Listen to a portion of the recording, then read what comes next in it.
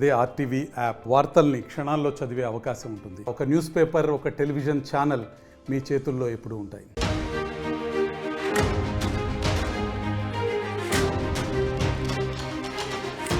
Breaking news.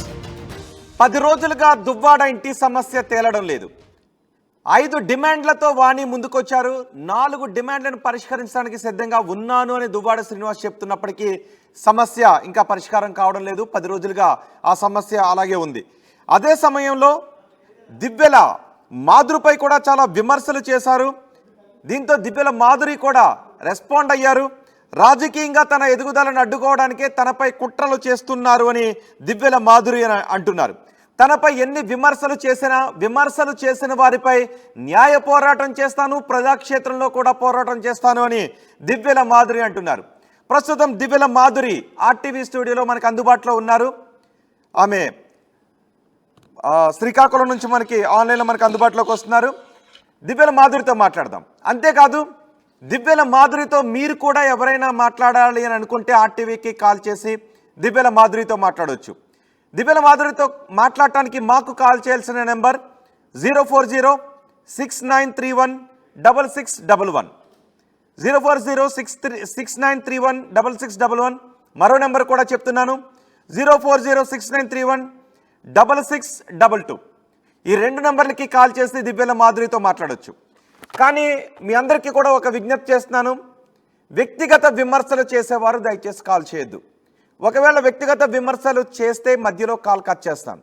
మీరు ఏదైనా రాజకీయంగా అడగాలి అని అనుకుంటే, మీరు ఏదైనా ఒక ప్రశ్న సంధించాలి అని అనుకుంటే మీరు ప్రశ్న అడగచ్చు. కానీ వ్యక్తిగత విమర్శలు చేయడానికి మాత్రం ఈ ఆప్షన్ని వినియోగించుకోవద్దు. వ్యక్తిగత విమర్శలు దయచేసి చేయొద్దు. వ్యక్తిగత విమర్శలు చేస్తే కాల్ మధ్యలో కట్ చేస్తాను. దివ్యల మాధురితో మీరు మాట్లాడాలి అనుకుంటే నేను ఇంతకు ముందు చెప్పిన నెంబర్లకి కాల్ చేసి మీరు దివ్యల మాధురితో మాట్లాడవచ్చు. ఎస్, దివ్యల మాధురి గారితో మాట్లాడదాం. మాధురి గారు నమస్తే అండి. నమస్తే అండి. ఎలా ఉన్నారు మాధురి గారు? బాగున్నానండి, పర్వాలేదు. మీ వాయిస్ కొంచెం డిస్టర్బెన్స్ వస్తుంది రోహిత్ గారు. ఓకే, నా వాయిస్ కొంచెం లోలో వస్తుందంట, చూడండి ఒకసారి. ఓకే, పూర్తిగా కోలుకున్నారా మాధురి గారు ప్రమాదం నుంచి? అంటే పర్వాలేదు, కొంచెం రెస్ట్ తీసుకోమన్నారు డాక్టర్స్. ఇంకొక 5-6 డేస్ ఉంటే ఇంకా కంప్లీట్ గా కోలుకుంటారు. ఓకే మాధురి గారు, మొత్తం రాజకీయపరమైనటువంటి విషయాల దగ్గర నుంచి దువ్వాడ ఫ్యామిలీ విషయాల దగ్గర వరకు అన్ని మాట్లాడుకోవాల్సిన అవసరం ఉంది. ఎందుకంటే అది వాళ్ళ ఫ్యామిలీ విషయం అయినప్పటికీ కూడా మీ విషయం గురించి కూడా మాట్లాడారు కాబట్టి, మీ విషయం గురించి కూడా పెద్ద ఎత్తున చర్చ జరుగుతుంది కాబట్టి.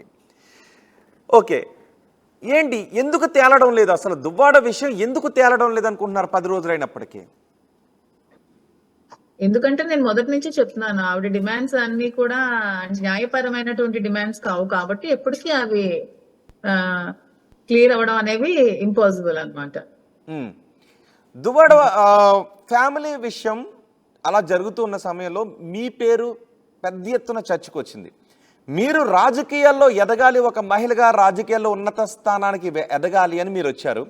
సో ఇది మీ రాజకీయ ఎదుగుదలకి ఏమన్నా ఇబ్బంది అవుతుందని అనుకుంటున్నారా?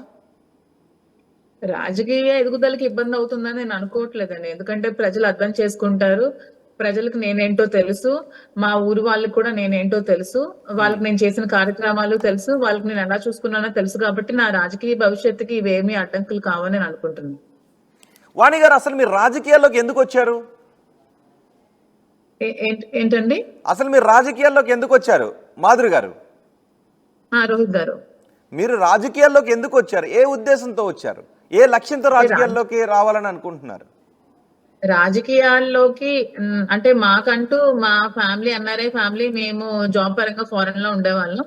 నాకు రాజకీయాలకి సంబంధం ముందైతే ఉండేది కాదు. కానీ నేను ముందు నుంచి జగన్మోహన్ రెడ్డికి అభిమానురాల్ని, జగన్మోహన్ రెడ్డికి ఫాలోవర్ని, జగన్మోహన్ రెడ్డి ఆశయాలకి దగ్గరగా ఉన్న అమ్మాయిని కాబట్టి వాళ్ళు పిలవగానే కొంచెం అట్రాక్ట్ అయ్యి, ఓకే నాకు ఒక అవకాశం వచ్చింది జగన్మోహన్ రెడ్డి గారి కోసం పనిచేయడానికి, ఈ విధంగా అయినా నేను జగన్మోహన్ రెడ్డికి సపోర్ట్ గా ఉంటూ మా టక్కల్ని గెలిపించుకుంటాననే ఆలోచనతో ఆవిడ పిలవగానే నేను కూడా రాజకీయాల్లోకి రావడం జరిగింది.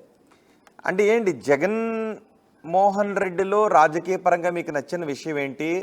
రాజశేఖర్ రెడ్డి అప్పటి నుంచి కూడా మీరు వైఎస్ఆర్ ఫ్యామిలీకి విధేయులుగా ఉన్నారా? లేకపోతే వైసీపీ ఫామ్ అయిన తర్వాత లేదండి, మీరు రాజకీయాల్లోకి నాకు రావాలనుకున్నారా? రాజశేఖర్ రెడ్డి గారికి అంటే అంత జనరేషన్ కాదు. నేను ఇంకా 30s లో ఉన్నాను కాబట్టి మేము జగన్మోహన్ రెడ్డి గారిని చూస్తూ జగన్మోహన్ రెడ్డి గారికి అభిమానులం మాత్రమే. జగన్మోహన్ రెడ్డి గారికి ఎందుకు అభిమానులు అంటే, జగన్మోహన్ రెడ్డి గారు ఎప్పుడు పేదల పాలిట పేదలు బాగుండాలి, ఎప్పుడు కూడా పేదరికం అనేది ఎక్కడ మన ఆంధ్రప్రదేశ్ లో ఉండకూడదు, ప్రతి ఒక్కరు కూడా బాగుండాలి, ప్రతి ఒక్క ఇల్లు కూడా డెవలప్ అవ్వాలి, అందరూ చదువుకోవాలి, అతని ఎడ్యుకేషన్ సిస్టమ్ కానీ, పిల్లలకి ఇచ్చిన ఎడ్యుకేషన్ కానీ, అవన్నీ చూసి ఇంప్రెస్ అయ్యాం అలా. ఓకే. ఎందుకంటే జగన్మోహన్ రెడ్డి వచ్చాక వైద్యం గాని, విద్య గాని అన్ని ప్రజలకు అందుబాటులో ఉన్నాయండి. ప్రతి ఒక్కరు కూడా చూస్తే మనకి గవర్నమెంట్ స్కూల్ అయితే కార్పొరేట్ లెవెల్లో స్కూల్స్, పిల్లలు మాట్లాడే విధానం, అవన్నీ చూస్తే చాలా ముచ్చటేస్తుంది అసలు.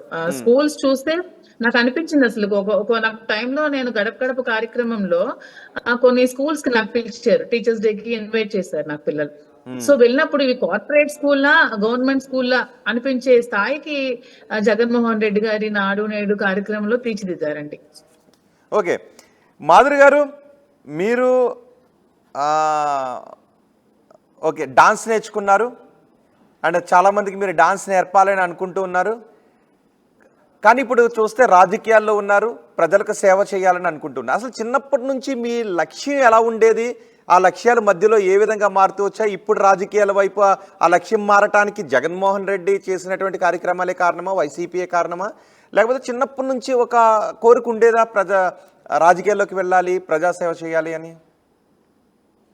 అంటే చిన్నప్పటి నుంచి యాక్చువల్ గా నాకు కొంచెం స్కూల్ డేస్ నుంచి కూడా నేను స్కూల్ పాలిటిక్స్ నుంచి కూడా నాకు ఈ పాలిటిక్స్ అంటే ఇష్టం అండి. అంటే లీడ్ చేయడం, లీడింగ్ నాకు ఇష్టం.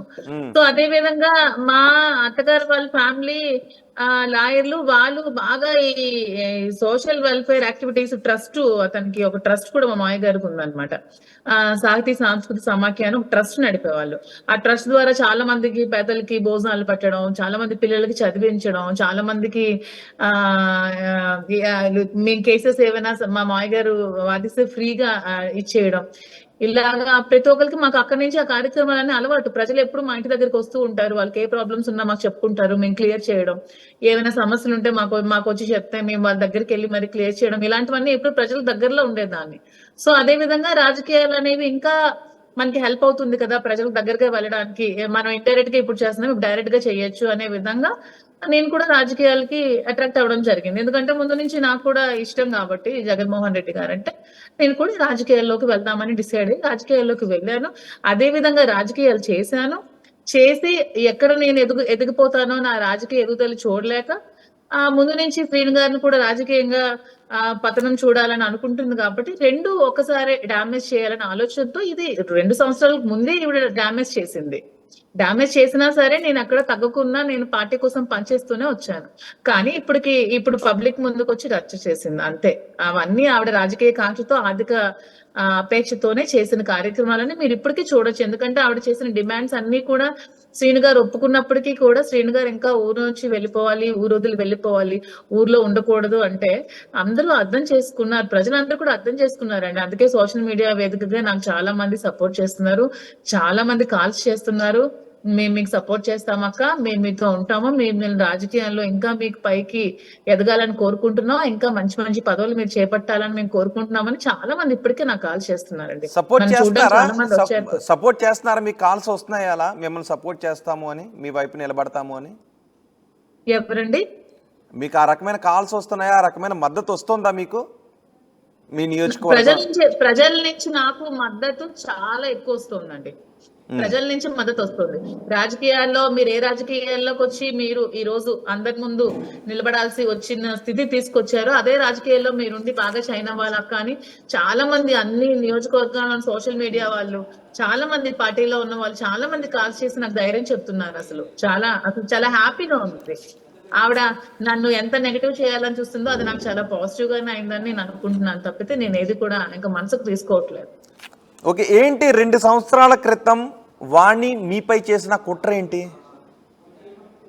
అదే అంటే నేను ఈ పిలవగానే నాకు రాజకీయాల మీద ఉన్న ఇష్టంతో నేను రాజకీయాల్లోకి వచ్చి నేను ఈ విధంగా పార్టిసిపేట్ చేస్తూ ముందుకు ఇంకా ముందు ఇంకా పైకి వెళ్లే స్థాయికి ఎప్పుడైతే చేరుకుంటున్నానో ఆ టైంలో మాధురికి ఎంపీ టికెట్ కూడా ఇవ్వాలి, ఎంపీ టికెట్ కి ఈమె అర్హురాలు, ఈమెకి డిస్ట్రిక్ట్ మొత్తం మీద, శ్రీకాకుళం డిస్ట్రిక్ట్ మొత్తం మీద మహిళలు చాలా మంది సపోర్టివ్ గా ఉన్నారు, ఈమె మనకి ఎంపీ టికెట్ గా ఇస్తే బాగుంటుందని చాలా మంది సోషల్ మీడియా వేదికగా చాలా మంది పోస్టులు కూడా పెట్టారు ఆ టైంలో 2 years బ్యాక్.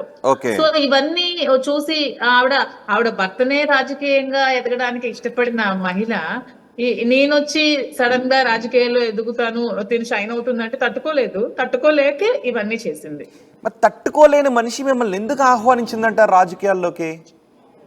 రోహిత్ గారు, మీ వాయిస్ నాకు వినిపించట్లేదు, బ్రేక్ అవుతుంది. మాధురి గారు ఇప్పుడు ఓకేనండి? ఇప్పుడు ఓకే. ఓకే, అంటే మీరు రాజకీయాల్లో ఎదగడం తట్టుకోలేని మనిషి మిమ్మల్ని రాజకీయాల్లోకి ఎందుకు ఇన్వైట్ చేసినట్టు? అంటే ముందు ఆవిడ రాజకీయాల్లోకి సపోర్ట్ గా తెచ్చుకుందండి. అంటే నాకున్న మహిళా ఓట్ బ్యాంకింగ్ ని చూసి ఇది మనకి రాజకీయాల్లో ప్లస్ అవుతుంది, ఈమెను పట్టుకుని నేను ఎదుగుదాం అనుకుంది. కానీ నాకున్న ఎదుగుదల చూసి, అంటే ఈమెతో పాటు మేము ఎదగడం కాదు, ఈమె మమ్మల్ని కూడా తలదన్నే స్థాయికి చేరిపోతుందని ఒక జెలస్, ఒక దాన్ని ఏమంటారు, ఒక రకమైన కుట్ర నా చుట్టూ పన్ని ఇలా చేసిందండి. ఎందుకంటే ఆవిడకంటూ మహిళలంటూ ఎవరూ లేరండి. ఆవిడ ఇంట్లో ఒక పూజా కార్యక్రమం చేపట్టింది ఒక రోజు వాళ్ళ ఇంట్లో. ఆ కార్యక్రమానికి మహిళలు కూడా రాకపోతే నేను కాల్ చేసి పిలిచిన రోజులు చాలా ఉన్నాయి. అంటే వాళ్ళ ఇంటికి ఆవిడకి మహిళా క్యాడర్ అంటూ, మహిళల సపోర్ట్ అంటూ ఆవిడకి ఎప్పుడు ఉండదు. మీరు ఎక్కడైనా చూడొచ్చు, ఆవిడ ఏ ప్రోగ్రామ్, ఉమెన్స్ ఆర్గనైజేషన్ కానీ ఏం ఉండదు అనమాట. ఆవిడకి మహిళల సపోర్ట్ ఉండదు అసలు ఆవిడకి ఎప్పుడు కూడా. ఎందుకంటే ఆవిడ ఏంటో మహిళలందరికీ తెలుసు కాబట్టి ఏ మహిళ కూడా ఆవిడ దగ్గరికి వెళ్ళడానికి ఇష్టపడదు. అదే కారణంతో నిజం, మీరు ఇప్పటికే చూస్తుంటారు. ఏదైనా ఒక కార్యక్రమం ఒక మహిళలతో ఒక 1000 మంది ఇన్ని రోజులు రాజకీయ అనుభవం ఉన్న మహిళగా, ఆమె ఒక మహిళగా ఉన్నారు కదా, ఒక లీడర్ గా, ఏ రోజైనా ఒక 1000 మంది అక్కర్లే, ఒక 500 మంది మహిళలతో, 500 అక్కర్లే, ఒక 100 మంది, ఒక 200 మంది, 300 మంది మహిళలతో ఏదైనా కార్యక్రమం చేపడితే చూపించమనండి. లాస్ట్ ఉమెన్స్ డే కూడా నేను సెలబ్రేట్ చేశాను. లాస్ట్ ఇయర్ ఎలక్షన్స్ ముందు 1000 మెంబర్స్ తో ఉమెన్స్ డే నేను సెలబ్రేట్ చేశాను. అంతకు ముందు కూడా లాస్ట్ ఇయర్ ఒక 1000-1500 మహిళలతో నేను ఉమెన్స్ డే సెలబ్రేట్ చేశాను. నేను పిలిస్తే ఎంతమంది మహిళలు కూడా వచ్చే స్థితిలో నేను ఉన్నానంటే నేనేంటో ఆవిడేంటో అందరూ అర్థం చేసుకోవాలని కోరుకుంటున్నాను. ఎందుకంటే ఏ మహిళ క్యారెక్టర్ బ్యాడ్ అనుకుంటే ఏ భర్త కూడా ఆమె దగ్గరికి ఏ మహిళను కూడా పంపుడు. ఈ అందరూ ఈ పాయింట్ నోట్ చేసుకోండి. ఆమె మహిళను తీసుకొచ్చి డాన్సులు చేయించి, వీడియోలు చేసి, ట్రాప్ చేసి పెడుతుందని అనుకుంటే ఏ భర్త కూడా నా దగ్గరికి పంపడానికి ఇష్టపడడు, అంతే కదా. ఇప్పుడు వాళ్ళంత నమ్మకంతో పంపిస్తున్నారంటే నా దగ్గరికి, నా మీద ఎంతో నమ్మకం ఉంటేనే ఆ మహిళలందరూ నా దగ్గరికి వస్తారు. అదే విధంగా పిల్లలు, వాళ్ళ పేరెంట్స్ కూడా నా మీద ఎంతో నమ్మకం పెట్టి ఒక 3 years ఏజ్ నుంచి ఒక 20 years వరకు ఏజ్ ఉన్న అమ్మాయిలు నా దగ్గరికి అంత ధైర్యంగా పంపిస్తున్నారంటే నా మీద వాళ్ళకున్న నమ్మకం, నా మీద వాళ్ళకున్న గౌరవం, వాళ్ళ కోసం నేను ఎక్కడికైనా వెళ్ళి నిలబడతాననే భరోసాతో మాత్రమే వాళ్ళ పిల్లలు, వాళ్ళ మహిళలు నిలబడతారా? మీరు ఎవరికైనా సమస్యలు వస్తే నిలబడతారా? తప్పకుండా, ఖచ్చితంగా అండి. ఒక అమ్మాయికి పర్లాకిమిడ్ లో అవుట్ ఆఫ్ స్టేట్ లో ప్రాబ్లం వస్తే ఆ స్టేట్ వెళ్ళి నేను ఫైట్ చేసి మరి ఆ అమ్మాయికి అక్కడి నుంచి నేను క్లియర్ చేసి తీసుకొచ్చానండి. ఒక అమ్మాయికి ప్రాబ్లం ఉందంటే నేను ఎంత వరకైనా వెళ్తానండి. ఆడపిల్లకి సమస్య ఉంది అంటే ఖచ్చితంగా మాధురి నిల్చుంటది. అది ఆ వరకు రాకపోతే నేనేం చేయలేను, కానీ నా వరకు వస్తే నేను ఎక్కడికైనా నిల్చొని నేను నిలబడి వాళ్ళ కోసం నేను ఫైట్ చేస్తాను ఖచ్చితంగా. ఏంటి అమ్మాయి సమస్య ఏంటి? ఏం చేశారు మీరు చేసిన సేవ ఏంటి? మీరు చేసిన రాజకీయాలు ఏంటి? ఎందుకంటే ఇప్పుడు దువ్వాడ ఇష్యూ వచ్చేటప్పటికే మాధురి పేరు ఎక్కువగా వినపడించింది. రాష్ట్ర వ్యాప్తంగా మాధురి పేరు వినపడుతుంది. అంతకుముందు మాధురి పేరు పెద్దగా వినిపించేది కాదు. నేను చాలా రాజకీయాలు చేశాను అంటున్నారు, చాలా సేవలు చేశానని మీరు అంటున్నారు, సమస్యలపై నిలబడ్డానని అంటున్నారు. మీరు చేసిన సేవ ఏంటి? కార్యక్రమాలు ఏంటి? ఏంటి సేవ అంటే, ఒక మహిళ ఆమె భర్త నుంచి బాధపడుతుంది, ఆమె ఏదైనా ఇబ్బందులు అలా అత్తింటి వాళ్ళు ఏదైనా ఇబ్బందులు ఎదుర్కొంటుందంటే అక్కడ నేను ఖచ్చితంగా ఉండేదాన్నండి. ఈ ప్రాబ్లమ్స్ వీళ్ళు ఫైనాన్షియల్ గా ఇబ్బంది పడుతున్నారు, వీళ్ళు చాలా పేదరికంలో ఉన్నారు, వీళ్ళు చదువుకి ఇబ్బంది పడుతున్నారు అంటే అక్కడ ఖచ్చితంగా నేను ఉండేదానండి. వీళ్ళు తిండికి ఇబ్బంది పడుతున్నారు, వీళ్ళు తిండిలోకి సఫర్ అవుతున్నారంటే మా మందిరం నుంచి మీ క్యారేజీలు వండి పంపించి వాళ్ళ ఇంటికి పంపించేవాళ్ళం. ఇంకా మహిళలందరూ ఏకమవ్వాలి, మహిళలు ఇంటికే పరిమితం అయిపోకూడదు, మహిళలు కూడా బయటకు వచ్చి తమ టాలెంట్ ను ఉపయోగించుకొని తమలో ఉన్న ఆ టాలెంట్ ని అందరికీ చూపించాలి, ఎప్పుడు ఒంటెలు కుందేలుగా ఉండిపోకూడదు, మిగిలిపోకూడదని నేను డాన్స్ స్కూల్ స్టార్ట్ చేసి చాలా మంది మహిళల్ని వాళ్ళని బయటకు తెప్పించి వాళ్ళకి విద్య నేర్పించి వాళ్ళతో వివిధ ఆ ఆ, జిల్లాల్లో చాలా మంది చాలా తిరుపతి, భద్రాచలం, ఇలా శ్రీశైలం ఇలాంటి వాటి దగ్గర చాలా ప్రోగ్రామ్స్ కూడా, ఈవెన్ కోటి దీపోత్సవం, భక్తి టీవీ కోటి దీపోత్సవం ఇలాంటి అన్ని దగ్గర కూడా ప్రోగ్రామ్స్ ని వాళ్ళు పార్టిసిపేట్ చేసేలాగా వాళ్ళు మోటివేట్ చేశాను. ఎందుకంటే మహిళలు ఎప్పుడు కూడా అలా ఉండిపోకూడదు, వాళ్ళు కూడా కొన్ని ఇష్టాలు ఉంటాయి, వాళ్ళు కూడా బయటకు రావాలి, వాళ్ళు కూడా కాన్ఫిడెంట్ గా ఉండాలి. సెల్ఫ్ కాన్ఫిడెన్స్ కూడా డెవలప్ అవుతుందండి. వన్స్ మహిళలు ఇలాంటి నేర్చుకుంటే ఇలాంటి యాక్టివిటీస్, వాళ్ళు కూడా సెల్ఫ్ కాన్ఫిడెన్స్ డెవలప్ అవుతుంది. చాలా మంది అనేవాళ్ళు, మేడం మీ దగ్గరికి వచ్చాక మేము చాలా ఇప్పుడు ధైర్యంగా ఉన్నాము, ఒకప్పుడు మేము భయపడే వాళ్ళం మహిళలు అంటే, ఇప్పుడు మేము చాలా ధైర్యంగా ఉంటున్నామని చాలా మంది సమాధానం చెప్పేవాళ్ళండి. రాజకీయంగా ఇంకేముంటదండి, పేదల కష్టం వస్తే మనం ఉండాలి, వాళ్ళకి భరోసాగా మనం ఉండగలగాలి, వాళ్ళకి మేము ఉన్నామని ధైర్యం ఇవ్వగలగాలి. ఇదే కదండి రాజకీయాలు అంటే. ఇంకే పదవులు ఇవన్నీ శాశ్వతం కావండి. పదవులు రాజకీయాలు కాదండి. పదవులు లేకపోయినా సరే ప్రజలకు మనం దగ్గరగా ఉన్నామా, ప్రజలకు సేవ చేసామా అనేది రాజకీయం నా దృష్టిలో. అందుకే నేను రిజైన్ చేసి మరి నేను పార్టీకి పనిచేశాను తప్పితే నాకు పదవే కావాలి, నాకు పదవే ఆశించాలని నేను ఎప్పుడు కూడా పనిచేయలేదు.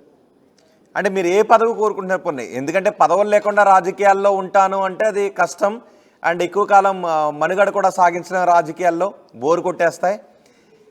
సో మీరు రాజకీయాల్లో ఏ స్థానాన్ని ఆశిస్తున్నారు? ఎందుకంటే అందరూ పదవులు కాదు అని అంటారు, కానీ రాజకీయాలు అంటే రాజకీయాల్లో ఏ స్థానం అంటే, నేను ఎప్పుడు కూడా మహిళలకి దగ్గరగా ఉండేది, మహిళలకి కష్టాలు ఉంటే వాళ్ళకి మనం సపోర్ట్ చేసే విధంగా ఉండగలిగే పొజిషన్ ఏదైనా ఉంటే ఖచ్చితంగా అలాంటి పొజిషన్ నాకు ఇస్తే నేను చేయడానికి రెడీగా ఉన్నాను. చేసే ధైర్యం కూడా నాకు ఉంది. నేను ఎంతవరకు వెళ్ళి నిలబడగలే గట్స్ కూడా నాకు ఉన్నాయి. నేను పిరికిదాన్ని అయితే కాదు. ఓకే, మీ కారణంగా వాణికి లాభం జరిగిందా? మిమ్మల్ని రాజకీయాల్లోకి తీసుకుని రావడం కారణంగా వాణి ద్వారా మీరు లాభపడ్డారా? అది ప్రజలే డిసైడ్ చేయాలండి, ఎవరి కారణంగా ఎవరు లాభపడ్డారు. నా కారణంగా వాళ్ళు లాభపడి నన్ను యూటిలైజ్ చేసుకొని నన్ను బాధ పెట్టి నన్ను ఇబ్బంది పెట్టారా, నేనే వాళ్ళని ఇబ్బంది పెట్టానా అనేది ఈ పాటికే మీకు కూడా అర్థమవుతుంది. మీరు అడగాలని క్వశ్చన్స్ అడుగుతున్నారు కానీ అది మీ మనస్సాక్షి కూడా తెలుసు, ఎవరి కారణంగా ఎవరు ఇబ్బందులు పడ్డారు, ఎవరి ఇబ్బందులకు గురి చేశారు, ఎవరి రాజకీయ అభివృద్ధి ఎవరి వల్ల దెబ్బతినింది అనేది మీకు కూడా తెలుసు. ఎందుకంటే ఆవిడ కారణంగా నేను దెబ్బతిన్నాను కాబట్టి మహిళా అధ్యక్షులుగా రిజైన్ చేసి మరి ఏం పోస్ట్ లేకుండా ఉన్నాను. నా కారణంగా వాళ్ళు బాగుపడ్డారు కాబట్టి రిజైన్ చేశారా? మహిళా అధ్యక్షురాలుగా ఇప్పటికీ రిజైన్ చేశారా? నేను రిజైన్ చేసేసాను. ఆవిడ ఇన్ఛార్జ్ వచ్చిన తర్వాత ఆవిడ ఎవరో ఇంకొకరికి, నా పోస్ట్ ని ఇంకొకరికి ఎవరో పెట్టారు. ఆ మహిళ ఎప్పుడు కూడా ఏ కార్యక్రమాల్లో నాకు కనిపించలేదు, ఏ కార్యక్రమాలు ఆర్గనైజ్ చేసినట్టు కూడా నాకు కనిపించలేదు. ఒక్కసారి కూడా ఆ మహిళా అధ్యక్షురాలు ఏదైనా కార్యక్రమం ఆర్గనైజ్ చేసిందని నాకు ఒకటైనా చూపించమనండి. మహిళా అధ్యక్షురాలుగా రిజైన్ చేయడానికి దారి తీసిన పరిస్థితులు ఏంటి? అసలు ఏం జరిగింది ఆ సమయంలో? పరిస్థితులు ఏంటంటే, అప్పటికి ఆవిడ చేస్తున్న ఎలిగేషన్స్ అంటే ఈ ఫ్యామిలీ ఎలిగేషన్స్, ఫ్యామిలీకి వచ్చి డిస్టర్బెన్సెస్, మా ఫ్యామిలీలో డిస్టర్బెన్సెస్ ఇలాంటివన్నీ క్రియేట్ చేయడం. అంటే ఈ పదవి ఉండబట్టే నేను రాజకీయంగా ఎదుగుతున్నాననే ఇవి ఇలాంటి ఎలిగేషన్స్ చేస్తే నేను రిజైన్ చేసేసాను.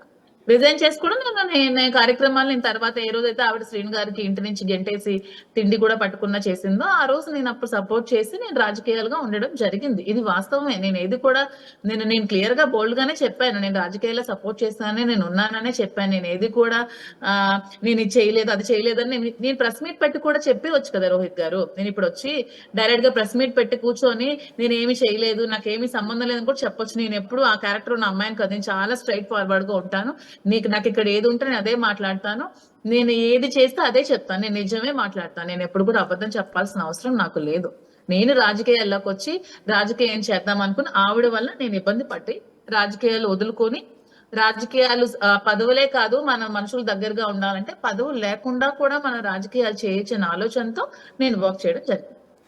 ఇక్కడ ఏదుంటే అదే మాట్లాడతాను అన్నారు కదా, ఈ క్షణం ఇంత జరుగుతున్న ఈ క్షణంలో ఏమనిపిస్తుంది మీకు? ఇంత క్షణంలో ఒకటే అనిపిస్తుంది, ఈ రాజకీయాల్లోకి వచ్చే కదా ఈ రోజు మీడియా ముందు ఇలా చేసింది. సో ఇదే రాజకీయాల్లో ఉంటూ కొనసాగిస్తూ నేను ఇదే ఇంకా విధానం కంటిన్యూ చేస్తున్నాను. ఇప్పుడు ఎవరికో భయపడి నేను ఏదో చేసి ఏదో మూల దాక్కుని ఉండాల్సిన అవసరం నాకైతే లేదని నిర్ణయించుకొనే నేను ప్రయత్నించాను. ఓకే, లేదంటే ఆ రోజు నాకు మీడియా ముందు పిలవలేదు కదా, నాకు నేనుగానే మీడియా ముందుకు వచ్చాను. నా మీద జరుగుతున్న ఆరోపణలు ఇవి అని చెప్పడానికి నాకు నేనుగానే మీడియా ముందుకు వచ్చాను. నన్ను ఎవరు బలవంతంగా తీసుకురాలేదు కదా. ఓకే, మీరు మహిళా అధ్యక్షురాల పదవికి రాజీనామా చేసేటప్పుడు ఇంకెవరైనా వైసీపీ నాయకులతో మాట్లాడారా? వాణితో నాకు ఇబ్బందులు ఉన్నాయని, జగన్మోహన్ రెడ్డితో కానీ, లేదు ఇంకెవరితో, సజ్జల రామకృష్ణారెడ్డితో కానీ, విజయసాయి రెడ్డి కానీ? నేను మాట్లాడలేదండి. ఎందుకంటే టు బి ఫ్రాంక్ గా ఆవిడ వెళ్ళి అధిష్టానం దగ్గరికి వెళ్ళి ప్రాబ్లం క్రియేట్ చేసి, నేను కూడా ఇప్పుడు ఇంకా జగన్మోహన్ రెడ్డి గారికి ఇంకో తలనొప్పిగా మారాలా? నేను కూడా మీడియా ముందుకు రావాలా? నేను కూడా ఆవిడలాగే ప్రెస్ మీట్ పెట్టి నాకు అన్యాయం జరిగిందని చెప్పి నేను కూడా రచ్చకెక్కితే అప్పుడు నాకు జగన్మోహన్ రెడ్డి గారి మీద అభిమానం ఉన్నట్ట లేనట్ట? సో అభిమానంతో నాకు జరుగుతున్న అన్యాయాన్ని కూడా నేను ఏ రోజు కూడా వాళ్ళ దగ్గరికి తీసుకెళ్లాలని కూడా అనుకోలేదు. లేదంటే ఆ రోజే నేను ప్రెస్ మీట్లు పెట్టి నాకు పార్టీలో అన్యాయం జరుగుతోంది, ఈవిడ ఇలా చేస్తుందని నేను చెప్పొచ్చు.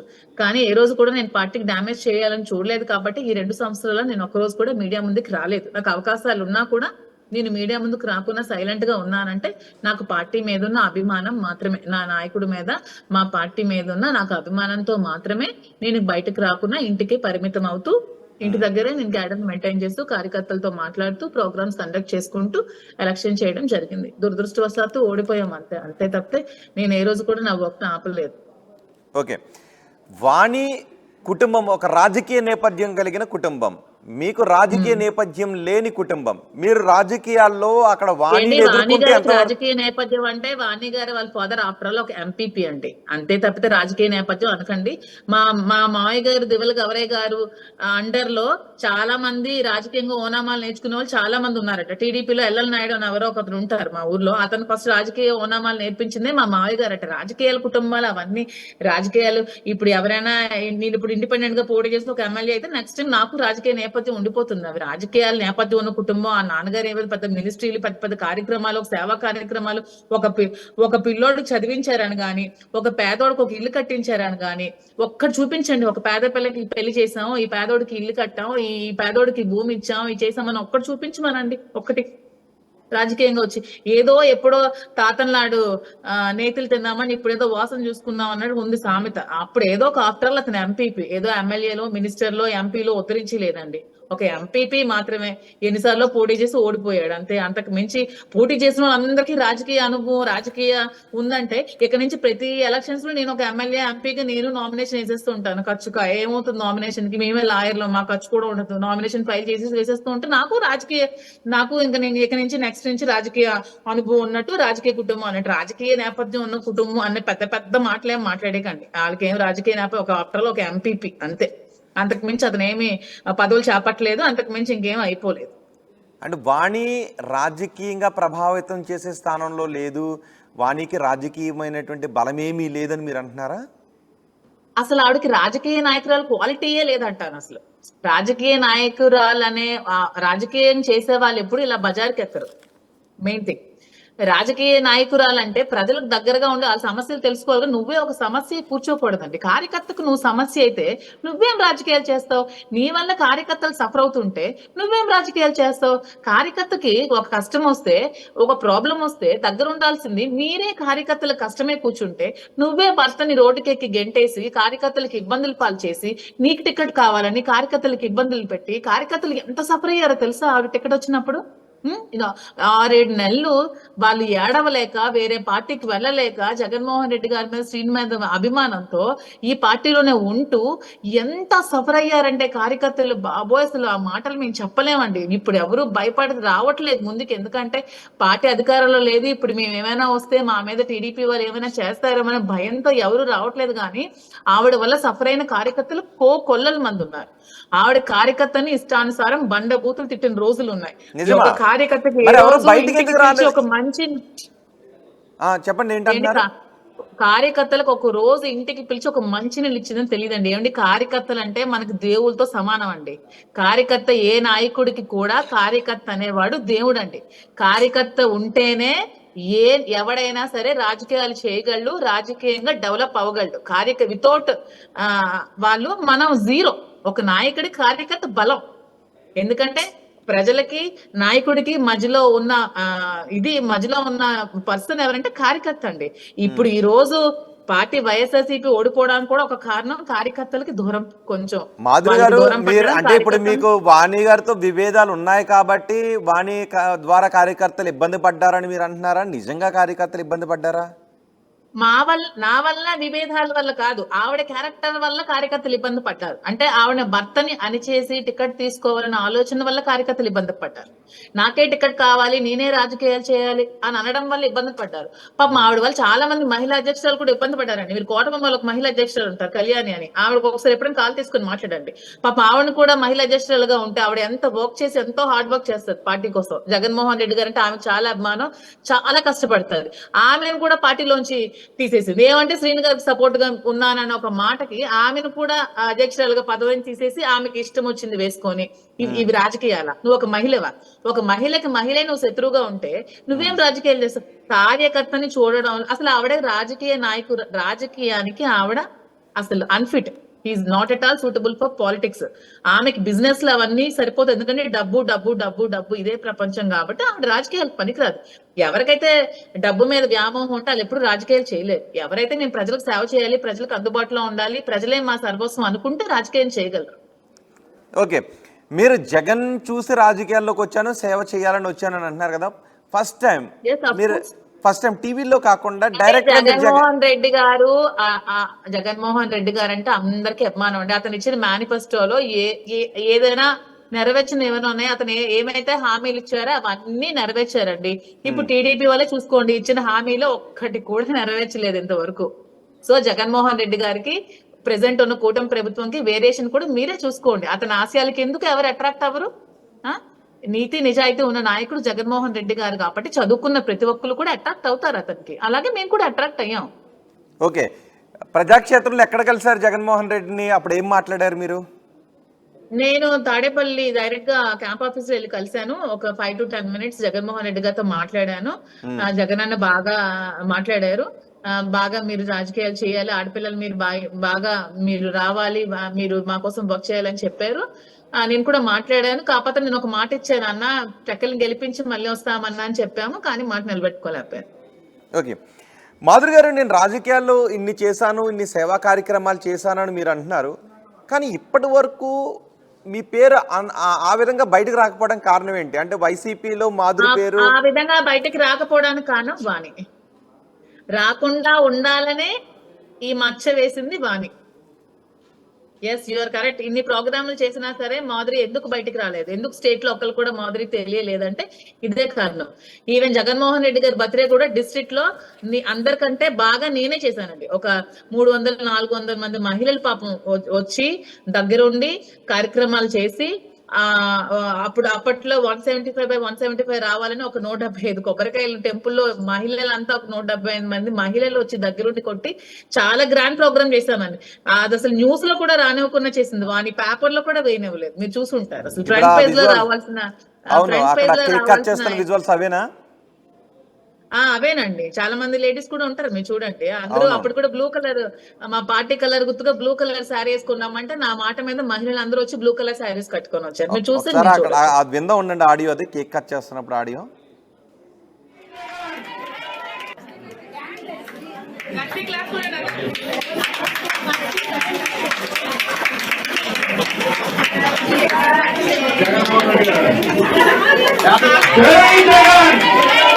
జై జగన్, జై దువాడ, జై దువాడ, జై దువాడ, జై జగన్, జై జగన్. ఓకే, జగన్మోహన్ రెడ్డి అంత అభిమానం, అంతమంది మహిళలు తీసుకొచ్చి కేక్ కట్ చేయించారు అంటున్నారు కదా, మరి ఇప్పుడు ఇంత వివాదం జరిగింది, మాధురి కూడా ఇంకా వైసీపీలోనే ఏమిటి నా మీద అభిమానంతో మా ఏరియాలో ఉన్న టీడీపీ కరుడు గట్టిన టీడీపీ ఫ్యామిలీస్ లో ఉన్న మహిళలు కూడా నా మీద అభిమానంతో మా పార్టీలోకి రావడం జరిగిందండి. అదే టైంలో అచ్చెన్నాయుడు గారు కాల్ చేసి వాళ్ళకి వార్న్ చేయడం కూడా జరిగిందండి. మీరెందుకు ఆమెతో వెళ్తున్నారు, మీరెందుకు వెళ్తున్నారంటే, ఆ మహిళలు మా మేడం అంటే మాకు అభిమానం, మా మేడం ఏ పార్టీలో ఉంటే మేము దాంట్లోనే ఉంటాము, మాకు రాజకీయాలతో సంబంధం లేదు, ఆమె వైసీపీలో ఉంటే మేము వైసీపీ, ఆమె టీడీపీలో ఉంటే మేము టీడీపీ అని చెప్పి అంత ధైర్యం చెప్పి నాతో వచ్చిన మహిళలందరూ కూడా ఇంత సపోర్ట్ గా ఉంటే నన్ను ఆ రోజు రాజకీయాల్లో తొలగిస్తే వాళ్ళు చాలా మంది సఫర్ అయ్యారు. సో అవి ఆ న్యూస్లు కూడా నేను ఇంత చేశాను కదా, ఏ రోజైనా ఏ పేపర్లో అయినా చూసారా మీరు ఈ కార్యక్రమం చేశారు? నేను ఒక 1000 మంది మహిళలతో ఒక శోభాయాత్ర నిర్వహించాను. మన రామ మందిరం ఓపెనింగ్ అప్పుడు ఒక 1000 మంది మహిళలతో ఒక శోభాయాత్ర చేశాను. ఏ రోజైనా చిన్న పేపర్ కటింగ్ ఎక్కడైనా వచ్చిందా? అవన్నీ రానివ్వకుండా చేసిందండి వాణి. జస్ట్ పేపర్ లో అంటే కూడా ఒక వాణికి news మీరు లేక- రాజకీయ ఇన్ఫ్లుయెన్స్ లేదు అంటున్న వాణి, మరి మీకు సంబంధించిన ఒక వార్తను కూడా కనీసం పేపర్ లో కూడా రాజకీయ రానకుండా ఎలా influence చేయగలుగుతున్నారు? నేను రాజకీయ ఇన్ఫ్లుయెన్స్ అనలేదండి. రాజకీయానికి పనికి వచ్చే గుణాలు ఆవిడకి లేవన్న. ఇన్ఫ్లుయెన్స్ కాదు. ఇన్ఫ్లుయెన్స్ అంటే అప్పటికే ఆవిడ ఇన్ఛార్జ్ గా ఉన్నప్పుడు ఇన్ఫ్లుయెన్స్ చేస్తది కదా, ప్రెస్ ని మీడియాని ఇన్ఫ్లుయెన్స్ చేస్తది కదా. ఇప్పుడు ఎవరైతే ఇన్ఛార్జ్ ఉంటారో ఇన్ఛార్జ్ మాటే వింటారు అక్కడ ఉన్న వాళ్ళు. ఇప్పుడు మా పేపరే ఉన్నారు, సాక్షి ఉన్నారు, అక్కడ సాక్షి రిపోర్టర్ ఆవిడ చెప్పిన మాటే విన్నారు. మా న్యూస్ కవరేజ్ చేయలేదు కదా. అలాగే ఇన్ఫ్లుయెన్స్ చేసింది, అంతేగాని రాజకీయంగా ఆవిడ పనికిరాదు అంటున్నారు. రాజకీయాలకు ఆవిడకి పనికిరాదు, కానీ ఇన్ఛార్జ్ గా ఉన్నప్పుడు రాజకీయంగా ఇన్ఫ్లుయెన్స్ చేసిందని చెప్తున్నారు. ఓకే, ఇప్పుడు ఇంత గొడవ జరిగింది కదా, మీరు ఏమైనా జగన్మోహన్ రెడ్డికి చెప్పాలనుకుంటున్నారా? జగన్ అన్న ఇదిగో నన్ను ఇంత బద్నాం చేశారు అని మీరు జగన్మోహన్ రెడ్డికి దృష్టికి తీసుకెళ్లే ప్రయత్నం ఇది చేశారా? వరకే ఈ వార్తలన్నీ చూసుంటారు. మరి మీ ఆర్టీవీ తరపున కూడా నేను చెప్తున్నాను, జగన్ అన్న నీ కోసం నేను చాలా కోల్పోయాను, నీ కోసం నేను చాలా కార్యక్రమాలు చేశాను, నీ కోసం నేను చాలా నా ఫ్యామిలీని కూడా వదిలిపోయి నీ కోసం నేను స్టాండ్ అయి నిల్చున్నాను. పార్టీ కోసమే ఉండాలి, పార్టీ కోసమే పనిచేయాలని. మరి నన్ను ఏ విధంగా మీరు ట్రీట్ చేస్తారో, నన్ను ఏ విధంగా చూస్తారో ఇంకా జగన్ అన్న మీ ఇష్టమే. ఇంకెంతకు మించి నేను కూడా నేనేం కోరుకోవట్లేదు జగన్ అన్న. అట్లీస్ట్ విజయసాయి రెడ్డి గాని సజ్జల రామకృష్ణారెడ్డి వీళ్ళ దగ్గరికైనా తీసుకెళ్లారా? పోనీ మీ జిల్లా మంత్రుల దగ్గరికైనా తీసుకెళ్లారా? నేను ఇంతవరకు ఇప్పుడు మాజీ ఎవరితోని మంత్రులు మాట్లాడలేదు, ఎవరిని దగ్గరికి తీసుకెళ్లేదు, నేను ఎవరిని కాంటాక్ట్ అవ్వలేదండి. ఇంతవరకు కూడా నేను ఎవరిని కాంటాక్ట్ అవ్వలేదు. ఎందుకంటే ఇక్కడ రెండు జరుగుతున్నాయి అంటున్నారు. మీ మీద బద్నాం చేస్తున్నారు, మీ పేరుని చెడగొట్టే విధంగా చేస్తున్నారు, మీ పైన బురద జల్లుతున్నారని చెప్తున్నారు, రాజకీయంగా ఎదగకుండా అడ్డుకుంటున్నారని చెప్తున్నారు. అంటే మానసికంగా వేధించిన ఒకటి, కెరియర్ కి అడ్డుకట్ట వేసే పనులు చేస్తున్నారు. మరి ఇవన్నీ చూస్తే మీకు అనిపించట్లేదా? రాజకీయంగా నన్ను ఎదుకోకున్నా చూసారని మీకు అనిపించట్లేదా? రాజకీయంగా నన్ను ఎదగనివ్వకున్నా చూసారని మీకు అనిపించట్లేదు రోహిత్ గారు? యాజ్ ఏ హ్యూమన్ బీయింగ్ చెప్పండి, ఒక రిపోర్టర్ గా కాకుండా ఒక హ్యూమన్ బీయింగ్ గా ఇంత సపోర్ట్, ఇంత లేడీస్ ఫ్యాన్ ఫాలోయింగ్ ఉన్న నన్ను రాజకీయంగా తొక్కేశారని మీకు అనిపించట్లేదా? రాజకీయంగా నన్ను ఎదగనివ్వకున్నా చేశారని మీకు ఒక హ్యూమన్ బీయింగ్ గా చెప్పండి, హ్యుమానిటీ గ్రౌండ్స్ లో మామూలుగా ఒక కామన్ పీపుల్ లాగా ఒక మాట చెప్పండి. మీకు నేను అడుగుతున్నాను, మీకు నన్ను రాజకీయంగా ఎదగనివ్వకున్నా చేశారు, రాజకీయంగా నన్ను తొక్కేశారు, ఈ రాజకీయాల కోసమే నన్ను బద్నాం చేశారని మీకు అనిపించిందా, అనిపించలేదా? అవును, మీరు చెప్తున్న దాన్ని బట్టి చూస్తుంటే చూస్తున్న దాన్ని బట్టి కూడా, మీరు నేను చేస్తున్న కార్యక్రమాలు కూడా చూస్తున్న దాన్ని బట్టి కూడా చూస్తే మీకు అనిపిస్తుంది కదండి. ఇదే వాస్తవం. ఈ వాస్తవాన్ని జనాలు తెలుసుకోవాలని కోరుకుంటున్నా.